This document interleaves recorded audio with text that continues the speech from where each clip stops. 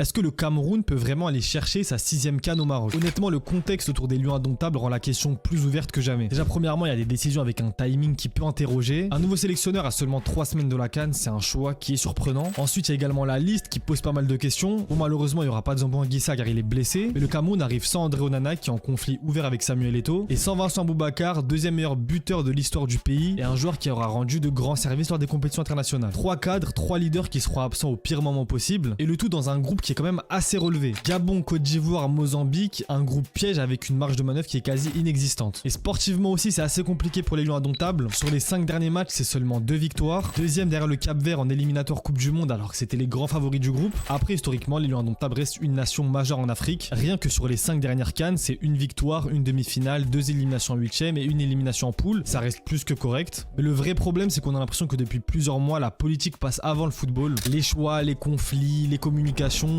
tout semble parasiter autour de la sélection. La nomination de David Pagou pose aussi pas mal de questions. Certes, il est très respecté au niveau local, mais il a aucune expérience au niveau international. Et c'est légitime de se demander à ce qui sera à la hauteur des attentes. Après, ce genre de pari peut être à double tranchant. Soit ça crée un électrochoc positif et l'équipe démarre sur un nouvel élan, soit ça peut plomber la sélection. De par son histoire et son expérience, le Cameroun aura toujours une carte à jouer. Mais pour aller chercher sa 6e CAN, il faudra surmonter un contexte qui est assez compliqué et qui est tout sauf bénéfique pour la sélection. Selon vous, est-ce que le Cameroun peut entre guillemets créer la surprise et renverser la vapeur?